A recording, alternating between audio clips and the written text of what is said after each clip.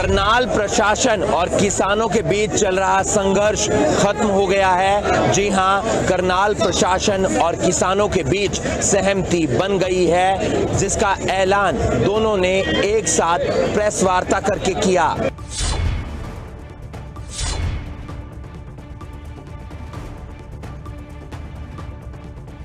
पिछले 4 दिनों से करनाल जिला सचिवालय के बाहर का नजारा देखकर सबने यही मान लिया था कि किसानों के आंदोलन का दूसरा गढ़ करनाल सचिवालय बन गया है। प्रशासन और किसानों के बीच कई बैठकें हुई, बातचीत हुई, लेकिन दोनों के बीच सहमति नहीं बन पाई। लेकिन लगातार होने वाली बैठकों के बाद दोनों के बीच करीब अब जाकर सहमति बनी है। हरियाणा सरकार 28 अगस्त 2021 को बस्ताड़ा टोल पर हुए घटनाक्रम की न्यायिक जांच करवाएगी और यह जांच हाईकोर्ट के रिटायर्ड जज से करवाई जाएगी एवं जांच यथासंभव 1 माह में पूर्ण होगी। और पूर्व एसडीएम श्री आयुष सिन्हा जी इस दौरान छुट्टी पर रहेंगे और हरियाणा सरकार मृतक किसान सतीश काजल के 2 परिवारजनों को सरकार डीसी रेट पर सैंक्शन पोस्ट पर नौकरी देगी, यहीं पे करनाल डिस्ट्रिक्ट। अब प्रशासन और किसानों के बीच हुई सहमति के बाद किसानों ने भी करनाल सचिवालय के बाहर से अपना मोर्चा हटा लिया है और प्रशासन के आश्वासन पर किसानों ने भी सहमति जताई है। ये फैसला सर्वसम्मति से वहाँ से परमिशन लेके सभी लोगों के हाथ में नहीं, संयुक्त मोर्चे की मीटिंग अब आज यहाँ पे करने की जरूरत नहीं है। वो तो कुंडली बॉर्डर पे करेंगे, उसको यहाँ की जरूरत नहीं है। देखिए, समाधान तो हर लड़ाई का, चाहे वो देशों की हो, समाज की हो, हर लड़ाई का समाधान तो बातचीत से निकलता है। लेकिन बात दोनों तरफ की होती है कि बातचीत जो अगले की मंशा है वो करने के लिए राजी भी हो, करने के लिए वहाँ केंद्र सरकार के भी मंशा जो है वो साफ नहीं है। साफ होती तो हल तो नहीं कर जाती। तो आप खुश है इसके पूरे समझौते से? जी, पूरी हमने पंचायत में रख के, पूरे अपने भाइयों में रख के उसको फैसला किया। किसानों की मांग थी कि करनाल लाठीचार्ज के बाद जिस किसान की मौत हुई थी उस किसान के परिवार के किसी एक सदस्य को सरकारी नौकरी दी जाए। हालांकि करनाल प्रशासन ने किसान के परिवार के 2 सदस्यों को सरकारी नौकरी पर रखने का वादा किया है। गुरनाम सिंह चढ़ूनी ने ये भी बताया कि मृतक किसानों के परिजनों को अगले हफ्ते तक सरकारी नौकरी पर रख लिया जाएगा। साथ ही करनाल लाठीचार्ज मामले की जांच हाईकोर्ट के रिटायर्ड जज करेंगे। रिटायर्ड जज की मांग किसानों की ओर से की गई थी। इस पूरे मामले की जांच 1 महीने तक होगी। हालांकि जांच के दौरान तत्कालीन एसडीएम को छुट्टी दी जाएगी। जांच सामने आने के बाद तत्कालीन एसडीएम पर एफआईआर दर्ज करवाई जाएगी। रेट में नौकरी का मतलब ये रहता है आगे उनके पक्का कर्मचारी बनने का ऑप्शन है, चांस है, काफी हद तक चांस है। और दूसरी बात ये है जो 28 सितंबर को बस्ताड़ा टोल टैक्स पर 28 अगस्त को बस्ताड़ा टोल टैक्स पर जो लाठीचार्ज हुआ था उसकी न्यायिक जांच होगी, रिटायर्ड जज से जांच होगी और 1 महीने का टाइम बाउंड किया गया है। और ये भी कहा गया है अगर जांच में 2 महीने लगते हैं तो एसडीएम आयुष सिन्हा 2 महीने तक छुट्टी पर रहेंगे। अगर जितना समय लगेगा जांच का रिजल्ट में उतने समय तक एसडीएम आयुष सिन्हा छुट्टी पर रहेंगे। अब करनाल प्रशासन ने तो किसानों की मांगों पर सहमति जता दी है। देखना ये होगा कि केंद्र सरकार किसानों की मांगों पर कब तक सहमति जताती है। गुरुग्राम में एक कलयुगी बहू देखने को मिली है। एक बेरहम बहू जो अपनी सास पर अत्याचार कर रही है, सास की पिटाई कर रही है। पूरी घटना एक वीडियो में कैद हो गई। देखिए रिपोर्ट।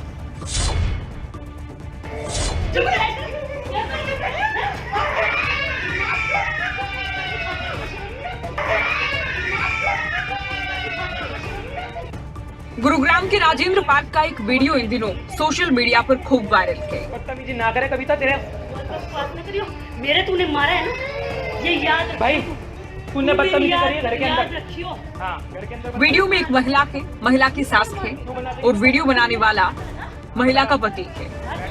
पीछे से कुछ बच्चों के रोने की भी आवाज आ रही है। इससे पहले कि पूरा मामला हम आपको बताएं, आप खुद की ये वीडियो देखिए।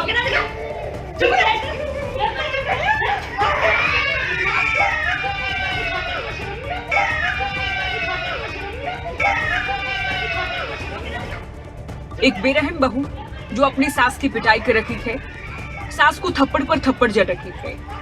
अब वीडियो में मार खाने वाली सास से जब बात की गई है तो पता चला कि झगड़ा काम वाली को लेकर हुआ। पिछले काफी दिनों से बहू लगातार सास की पिटाई कर रही है।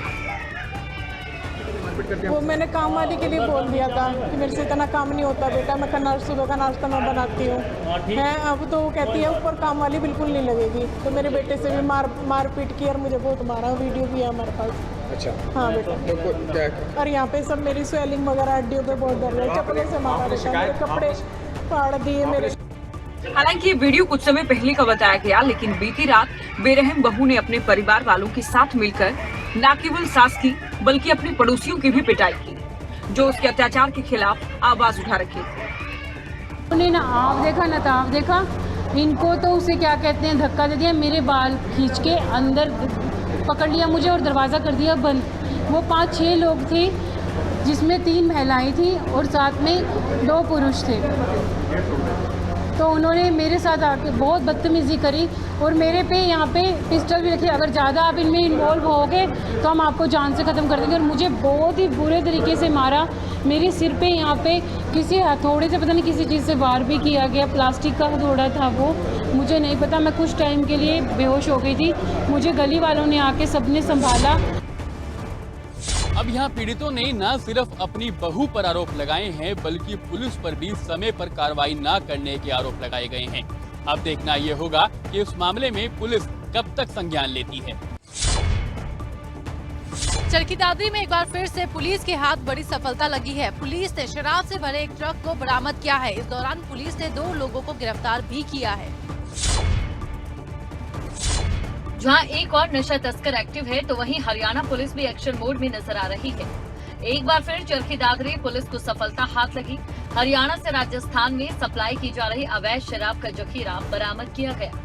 दरअसल पुलिस को गुप्त सूचना मिली थी, जिसके बाद पुलिस ने गांव आदमपुर के पास नाकेबंदी की और इस दौरान राजस्थान नंबर के एक ट्रक को पकड़ा, जिससे करीब 1000 शराब की पेटियां बरामद की गई। वहीं 2 आरोपियों को भी गिरफ्तार किया गया। थाना प्रभारी अनिल कुमार की माने तो गुप्त सूचना के आधार पर ये कार्रवाई की गई। वहीं पूछताछ के दौरान किसी अन्य व्यक्ति का नाम भी सामने आया, जिसके बाद मामला दर्ज कर लिया गया है। रात को पुलिस पार्टी गश्त पर थी, हमारे को गुप्त सूचना मिली कि एक गाड़ी में अवैध शराब बरकरार है। हमने गाड़ी को रुकवा के चेक किया, उसमें 1000 पेटी अवैध शराब बरामद हुई है। 2 आरोपियों को हमने, एक बलवान और एक गोविंद नाम के व्यक्ति को काबू किया है। उनसे पूछताछ की जा रही है कि ये शराब कहाँ से लाई गई थी और कहाँ ले जाई जा रही है। फिलहाल पुलिस ने मामला दर्ज कर अपनी कार्रवाई शुरू कर दी है। अब देखना ये होगा कि आने वाले दिनों में इस पूरे मामले में क्या-क्या खुलासे होते हैं। पंचकुला क्राइम ब्रांच ने विदेश में बैठे लोगों को एंटीवायरस व लैपटॉप रिपेयर कराने के झांसा देकर ठगी करने वाले एक फेक कॉल सेंटर का खुलासा किया है। इस मामले में 2 आरोपियों को गिरफ्तार किया गया है। हरियाणा में लगातार फर्जी कॉल सेंटर के जरिए विदेशी लोगों के साथ ठगी के मामले सामने आ रहे हैं। इस पर पैनी नजर रखते हुए सख्ती से शिकंजा कसे हुए हैं। इसी कड़ी में एक बार फिर से पंचकुला क्राइम ब्रांच की टीम को कामयाबी मिली है। टीम ने विदेशी लोगों को लैपटॉप में एंटीवायरस डलवाने का झांसा देकर पैसे ऐंठ कर ठगी करने वाले फर्जी कॉल सेंटर का भंडाफोड़ किया। सेक्टर 5 में चल रहे फर्जी कॉल सेंटर में छापेमारी की गई। इस दौरान लैपटॉप और मोबाइल बरामद किए गए। साथ ही मौके से 2 आरोपियों को गिरफ्तार किया गया है। पंचकुला क्राइम ब्रांच 19 के इंचार्ज करमवीर ने बताया कि ज्यादातर ये लोग यूएसए के लोगों को ठगी का शिकार बनाते थे। मामले में 2 आरोपियों को गिरफ्तार कर जिला अदालत में पेश किया गया है। आरोपियों को पुलिस रिमांड पर लिया गया है। इसमें मुखबरी मिली थी भाई सेक्टर 5 में कोई नकली कॉल सेंटर चल रहा है जो विदेशों में लोगों को बेवकूफ़ बनाकर उनसे पैसे ठगते हैं। इस पर रेड की गई थी। रेड के दौरान वहाँ लैपटॉप वगैरह काबू किए गए थे, जो इसमें 2 मुलजिमों को गिरफ्तार किया गया, जिसमें एक दीपक राणा है और एक आप है जो गुजरात के रहने वाले हैं। और ये लैपटॉप वगैरह वायरस वगैरह का झांसा देकर लोगों से विदेशियों से घुसते विदेशी यूएसए में जाने का काम था, उनसे पैसे ठगते थे। आज इन्हें कोर्ट में पेश किया गया है। उनका 4 दिन का रिमांड लिया गया है। दोनों आरोपी विदेश में बैठे लोगों को लैपटॉप में एंटीवायरस डालने और रिपेयर करने का झांसा देकर पैसे ऐंठते थे। दोनों आरोपियों को 4 दिन की पुलिस रिमांड पर लिया गया है। पुलिस रिमांड के दौरान कई और खुलासे हो सकते हैं। सोनीपत के स्वास्थ्य सामुदायिक केंद्र में 2 गुट आपस में भिड़ गए, जिनकी तस्वीरें सीसीटीवी कैमरे में कैद हो गई हैं। तो तो वहीं यमुनानगर में एक बुजुर्ग की कुछ युवकों ने बेरहमी से पिटाई की, जिसका वीडियो अब सोशल मीडिया पर वायरल हो रहा है।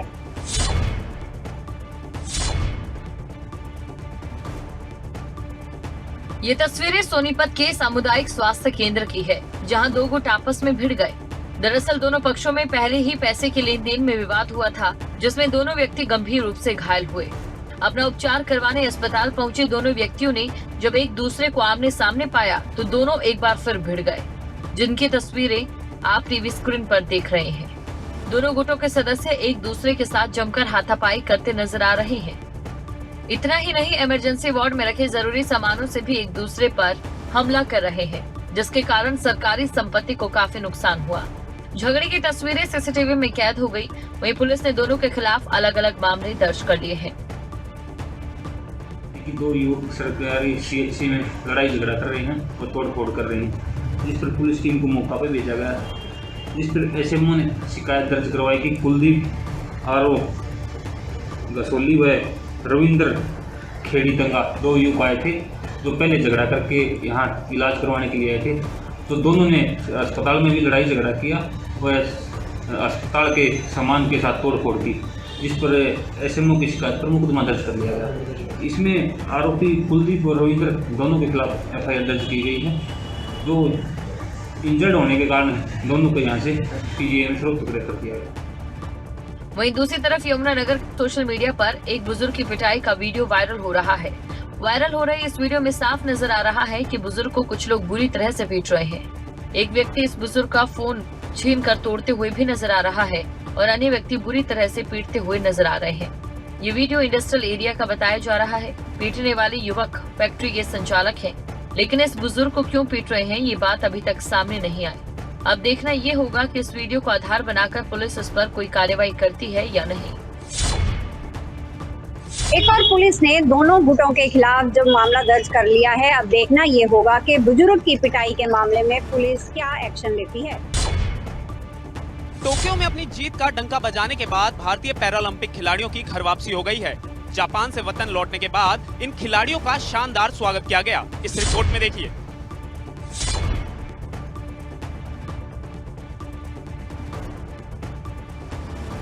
टोक्यो से पैरालंपिक खिलाड़ियों की घर वापसी हो गई। खिलाड़ियों की घर वापसी की खुशी में पूरा देश जश्न मना रहा है। जश्न से भरे इस माहौल में खिलाड़ियों का जोरदार स्वागत किया गया। खिलाड़ियों को फूल मालाएं पहनाई गई। एयरपोर्ट पर बड़ी संख्या में खेल प्रेमी खिलाड़ियों के स्वागत के लिए मौजूद थे और इसी कड़ी में अहमदाबाद एयरपोर्ट पर टोक्यो पैरालंपिक खिलाड़ी भाविना पटेल पहुंची। भाविना का जोरदार स्वागत हुआ। एयरपोर्ट पर परंपरागत डांस किया गया और इस मौके पर परिजनों के साथ साथ एयरपोर्ट पर मौजूद हर शख्स ने खिलाड़ियों की जीत का जश्न मनाया। तो हमें उसका भव्य स्वागत करना है और उसके स्वागत के लिए सभी लोग आ गए हैं और इस संस्था से, उस ऑफिस से और साई से सब लोग यहाँ आ गए हैं एयरपोर्ट पर और उसका भव्य स्वागत करने के लिए कोच भी आया है और सारे लोग आए हैं और हमारे कुटुंब से सब लोग आए हैं और सभी उसका भव्य स्वागत करेंगे और उसका सम्मान करके उसके गांव में उसका रैली भी। टोक्यो पैरालंपिक खेलों में इस बार राजस्थान के खिलाड़ियों ने इतिहास रच दिया। मेडल जीतकर पैरालंपिक खिलाड़ी जयपुर पहुंचे तो उनका भव्य स्वागत किया गया। खिलाड़ियों के लिए लोगों का हुजूम उमड़ पड़ा। लोगों ने सड़कों पर खड़े होकर अपने पसंदीदा खिलाड़ियों का स्वागत किया। इस मौके पर खिलाड़ियों ने कहा कि उन्होंने कड़ी मेहनत से ये मुकाम हासिल किया। तो वहीं इस बीच टोक्यो में सिल्वर मेडल जीतने वाले खिलाड़ी प्रवीण कुमार जब दिल्ली पहुंचे तो उनके प्रशंसकों ने उनका जोरदार स्वागत किया। नहीं, मुझे बहुत खुशी है कि मेरे लिए ये प्रोग्राम बनाया गया है और मुझे इन सब की ब्लेसिंग्स की वजह से ही मेडल मिला है। बहुत अच्छा महसूस हो रहा है। टोक्यो पैरालंपिक के बाद ये खिलाड़ी अब किसी पहचान के मोहताज नहीं है। ये तस्वीरें इनकी मेहनत और जज्बे का ही फल है जो ये इस मुकाम तक पहुंचे हैं। स्वच्छता अभियान के तहत हर शहर को नंबर 1 पर लाने की कोशिशें तो बहुत की जा रही है, लेकिन हरियाणा के नानौल की तस्वीर इससे कुछ हटकर ही नजर आ रही है। हर तरफ गंदगी के ढेर है। अब ऐसे में समझ पाना मुश्किल है कि सड़क में गंदगी के ढेर लगे हैं या तो फिर गंदगी के ढेर में सड़कें बनी है।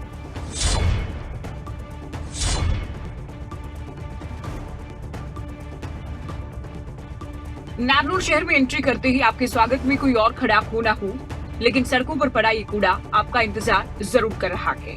जी हाँ, सड़कों के दोनों तरफ लगे कचरे के ढेर आपका स्वागत कर रहे हैं। शहर के अंदर घुसने के बाद भी आपको कचरे का ढेर ही दिखेगा। ऐसा हम नहीं बल्कि नारनौल से सामने आई ये तस्वीरें कह रही हैं। अब नारनौल की इन तस्वीरों में आपको हर तरफ खामियां ही दिखेगी। कहीं कचरे का ढेर है तो कहीं आवारा पशु, कहीं सीवरेज के पानी की लीकेज है। डीएम वगैरह आते हैं तब तो साफ सफाई कर देते, तब तो इतना क्लीन लगता है कि बस पूछो कि ये है हमारा देश। और वैसे तो ये हमेशा ही यहाँ पे गंदगी रहती है। जब भी हम आते हैं यहाँ पे हमेशा ऐसे ही रहता है, और यहाँ पे भी नहीं और भी पूरे नारनौल में ही ऐसे ही रहता है। घर के सामने गंदगी रहती है, कई दिनों में कूड़ा उठता है। बरसात का मौसम चल रहा है, मच्छर गंदगी खूब रहती है। कमेटी वाले काम नहीं कर रहे। पशु भी खूब डोल रहे हैं जी। में कमेटी वाले सफाई नहीं करते हैं, पानी की नाली वगैरह भरी रहती है, न कूड़ा उठाते हैं और अंदर पास भी पानी का भरा रहता है, आने जाने का रास्ता नहीं रहता।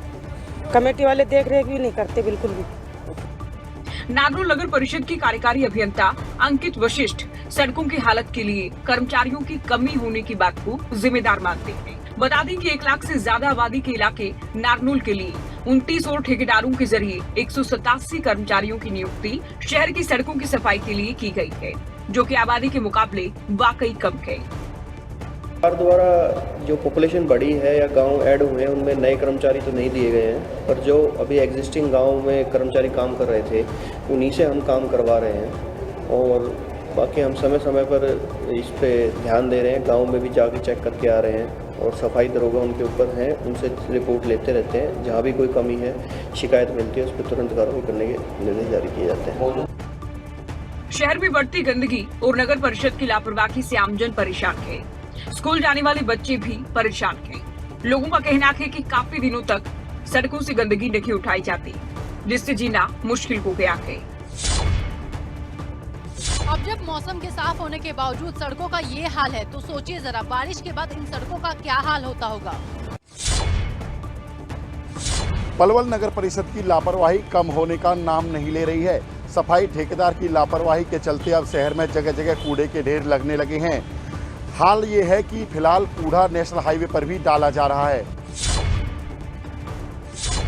अल्लाहपुर गांव की ये तस्वीरें स्वच्छ भारत अभियान को ठेंगा दिखाने के लिए काफी हैं।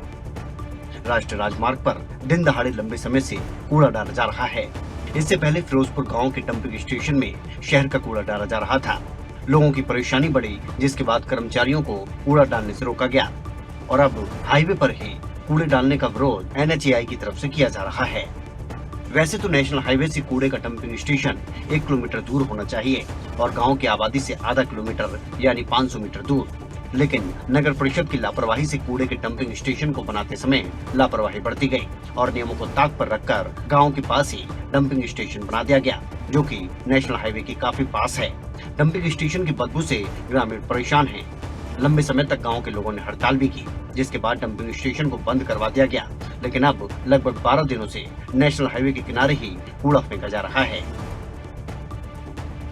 गांव के लोगों का कहना है कि इस तरह राष्ट्रीय राजमार्ग पर कूड़ा डालना उनके लिए मुसीबत का सबब बन गया है। कूड़ा उड़कर उनकी गाड़ियों के सामने आ जाता है और साथ ही शहर की छवि पर भी इसका विपरीत असर पड़ रहा है।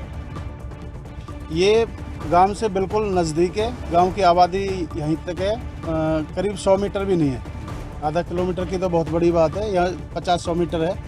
और मेन बात यह है, BPL परिवार के 67 प्लॉट हैं इसमें, और जो मकान भी 4 मकान भी बने हुए हैं, ये आप देख लीजिए यहाँ। और सारा ही मतलब गांव को पूरी दिक्कतें सामना करना पड़ रहा है, दिक्कतों का। माखी मच्छर और बीमारी भी बहुत बढ़ रही है। ये बिल्कुल अवैध तरीके से लगा हुआ है और गांव के सभी परेशान है। इतनी बुरी बदबू मारती है, हल्की सी बारिश हुई है, गांव में रोटी खाना दुश्वार है। खाना बनाओ, जाके देखो, खाने जहाँ बनता है हमारा रसोई में, उसके अंदर इतनी मक्खियाँ पहुँच चुकी हैं कि हमारे बच्चे बीमार हो गए हैं। और ना ही तो ये गांव से दूर है और ना हाईवे से 1 किलोमीटर दूरी पे गांव के बिल्कुल रेजिडेंस एरिया में आ रहा है। और ये मिली भगत हमारे जो विधायक है दीपक मंगला जी, ये उन्होंने पूरी शहर की गंद हमारे गांव में भिजवा दी है। और हमारे प्रशासन से यही गुहार है, ये हटाया जाए यहाँ से, इसको हम हटवा के ही मानेंगे। ये हमारा बस्ती गोल से प्रावधान है। नगर परिषद के मुताबिक यहाँ बने डंपिंग ग्राउंड में बारिश का काफी पानी इकट्ठा हो गया है, जिसकी वजह से इस डंपिंग ग्राउंड में कूड़ा नहीं डाल पा रहे।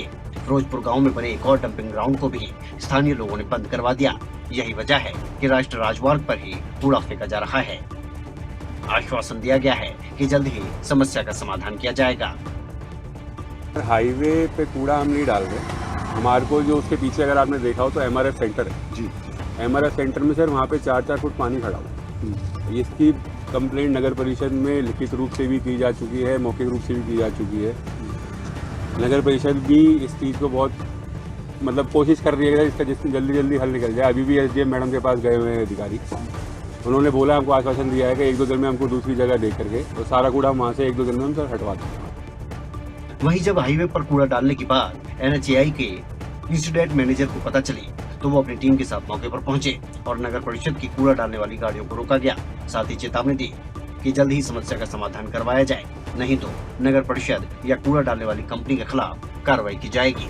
जी बातचीत क्या हुई है कि इन्होंने थोड़ी गुंडागर्दी टाइप का माहौल बना रखा है। यहाँ पे नाम लेते हैं नगर परिषद का कि नगर परिषद के द्वारा हमें यहाँ जमीन मुहैया करवाई गई है, जिसके बिहाफ के ऊपर हम यहाँ डंपिंग करते हैं। अब इनसे कोई ये पूछने वाला नहीं है। हमारे पास पेट्रोलिंग व्हीकल जब भी पेट्रोलिंग करता है शिफ्ट के अंदर, इनको हर बार यहाँ पे टोका जाता है। कोई मौके पे गाड़ी मिलती है उसको रोका जाता है। इसके बाद में जब गाड़ी रूट पेट्रोल पे निकल जाती है, पीछे से ये मौका देख के जब यहाँ कोई मुआवना करने वाला नहीं है, ये क्या करते हैं इकट्ठी 20-30 गाड़ियों को लेके और डंप करके और भग जाते हैं मौके से। राष्ट्रीय राजमार्ग पर कूड़ा डालना नगर परिषद के लिए बेहद ही शर्मनाक बात है। अब देखना यह होगा कि नगर परिषद और NHAI इस समस्या का कब तक समाधान करते हैं। सिरसा के कालावाली में अंकुर प्रजापति हत्याकांड मामले में पुलिस के हाथ अभी भी खाली हैं। पीड़ित परिवार ने अब पुलिस अधिकारियों को लीगल नोटिस भिजवाया है।